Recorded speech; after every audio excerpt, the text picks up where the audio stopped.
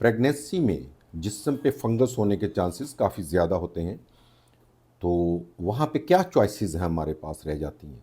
मैं डॉक्टर हारून रशीद हूँ, डर्मेटोलॉजिस्ट हूँ, वीडियो सेवा शेयर कीजिए। सबसे पहले कि हमने ओरल जो मेडिसिन है, खाने वाली जो एंटी फंगल मेडिसिन है, वो हमने नहीं देनी अनटिल के बहुत ही सीवियर इशू हो, अदरवाइज़ हम इसे नहीं देंगे।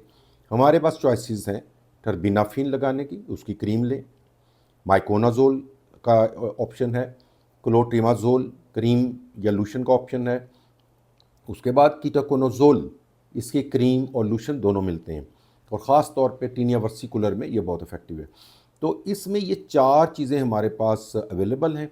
इनको 3 से 4 हफ़्ते लगाएं। जब मुकम्मल सबसाइड कर जाए तो उसके बाद भी आपने 1 हफ़्ता जो ये मेडिसिन है वो इस्तेमाल करनी है और इंतहाई शदीद हालात में आफ्टर 3 मंथ आप कंसिडर कर सकते हैं डर्मेटोलॉजिस्ट की एडवाइस के मुताबिक इट्राकोनाजोल या टर्बिनाफिन या फ्लूकोनाजोल।